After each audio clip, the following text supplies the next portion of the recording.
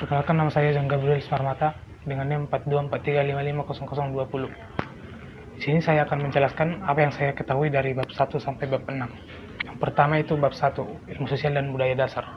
Bab pertama membahas tentang dasar-dasar ilmu sosial dan budaya. Ilmu sosial membantu kita memahami perilaku manusia dalam masyarakat.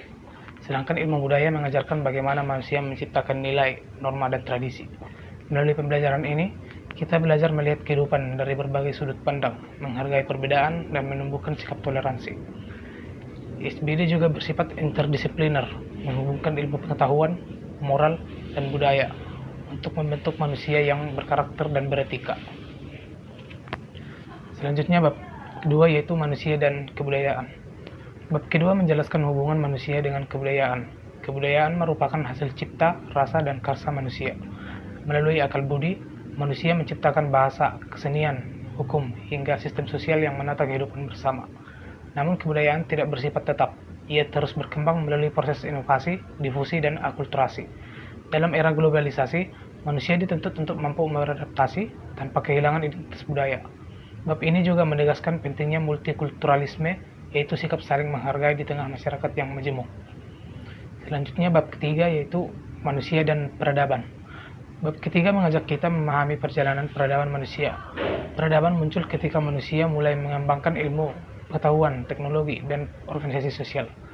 Dari peradaban Mesopotamia dan Yunani kuno hingga era modern, manusia terus berinovasi untuk meningkatkan kualitas hidup.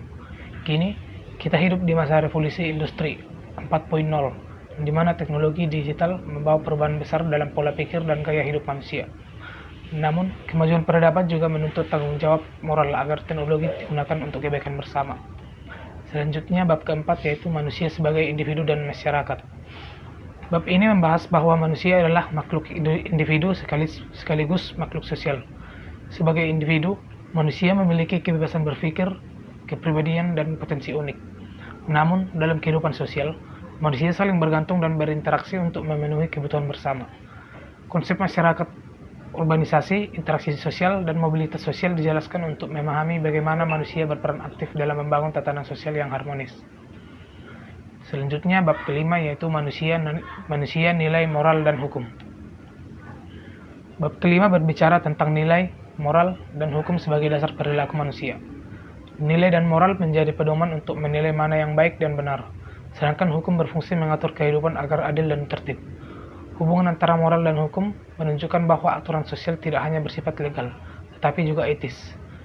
Dengan memahami nilai dan keadilan, kita diharapkan mampu bersikap jujur, bertanggung jawab, dan menghormati hak orang lain. Yang terakhir, bab 6, keragaman dan kesetaraan.